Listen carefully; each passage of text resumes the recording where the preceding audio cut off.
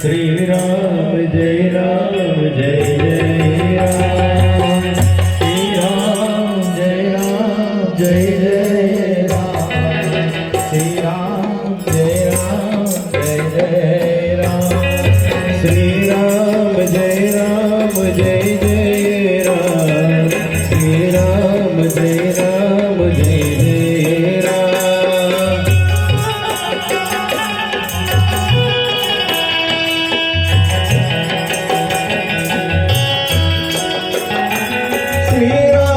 શ્રી રામ જય રામ જય જય રામ.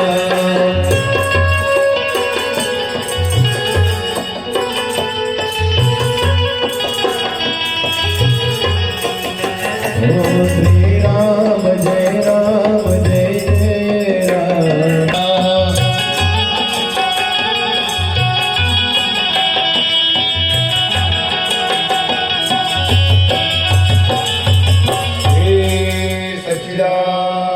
સદગુરુ સાઈનાથ મહારાજ કી જય.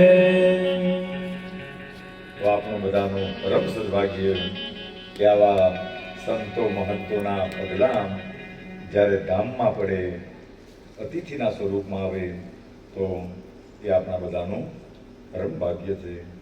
તો આપણે કથાના એ પ્રવાહમાં હતા.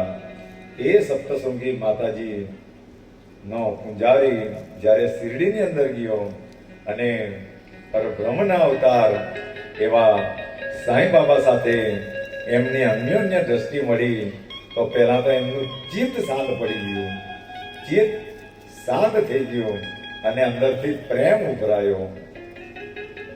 જો માણસો જ્યાં ફરે ત્યાં પણ જ્યાં જઈને ચિત્ત શાંત થાય, મન શાંત થઈ જાય, માણસોના મનને શાંતિ મળી જાય, ત્યારે જાણવાનું કે ત્યાં કંઈક ને કંઈક શાંતિનો ખજાનો છે.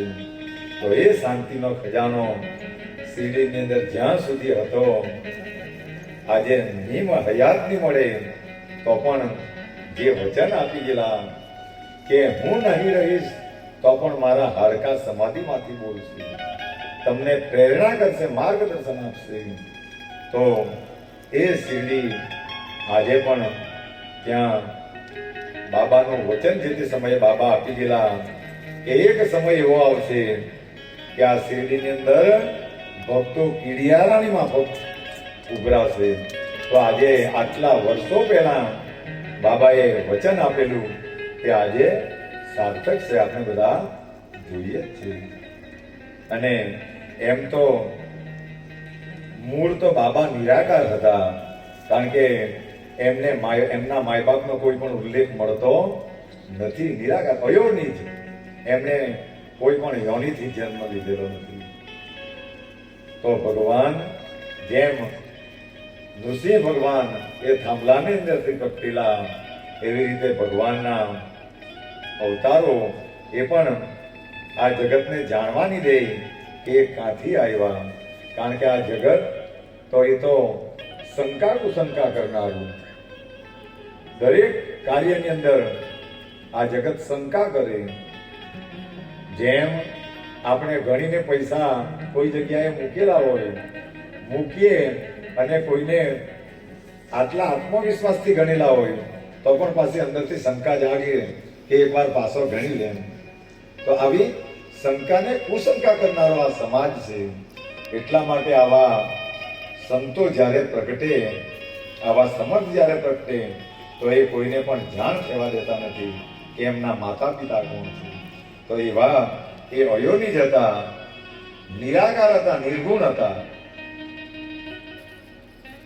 પણ જેમ એક ભણતો માણસ એ પ્રાથમિક શાળામાં નહીં ભણે, પ્રાથમિક શાળામાં એકડેકથી નહીં ભણે, તો એને આગલું ગણિતની ખબર પડી રહેતી નથી. કારણ કે એકડા ગણે, એકડા શીખે તો જ એને ગણિતના દાખલાઓ આવડે કે આગલા ધોરણમાં એ જઈ શકે, તો એનો અર્થ.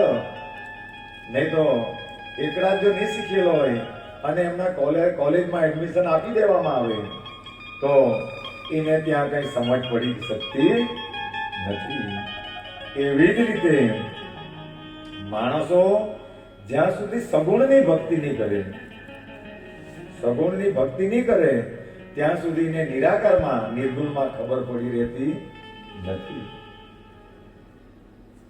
એટલે સગુણની ભક્તિ, તો સગુણની ભક્તિ કઈ ભક્તિ સગુણની? કે આવા સંતોના સત્સંગમાં, આવા સમર્થોના સત્સંગમાં કંઈક ને કંઈક માણસો સાંભળે અને માણસો પ્રત્યે જ્યાં સુધી માણસો પ્રેમ રાખતા નહીં થાય, માણસો ભગવાનના કાર્યમાં પણ આગેવાન રહે, પણ વૃત્તિઓ નહીં બદલાય. હું કામ? કારણ કે આને સગુણ ભક્તિ નહીં કરેલી, ડાયરેક્ટ નિર્ગુણ પર ગયેલા. તો નિર્ગુણને જાણવા માટે સગુણ સાથે પ્રેમ કરવો જ પડે. તો જે સદભક્ત હોય તો તે તો બધાને જ પ્રેમ કરે. એની નજરમાં રાય કે રંક આવી શકતા નથી. એના માટે રાય રાજા હું અને રંક હું. એના માટે એક જ દ્રષ્ટિ હોય કે બધા જ ભક્તોના હૃદયની અંદર ભગવાન વિરાજમાન છે. એટલે પહેલા તો એ કોઈનું અપમાન નહીં કરે, કોઈને ખોટું લાગે, કોઈના હૃદયની ભાવનાને ઠેસ લાગે એવું વર્તન કરતો બંધ થઈ જાય. કારણ કે કૃષ્ણએ એ 7મા અધ્યાયની અંદર કહેલું કે દરેક જળ કે ચેતન પ્રકૃતિમાં હું વિરાજમાન છું. એટલે એ જ્ઞાન એકવાર આવી જાય, જ્ઞાનીને કૃષ્ણએ પણ ઉત્તમ કહેલો, પણ કયું જ્ઞાન? કોઈને શાસ્ત્રનું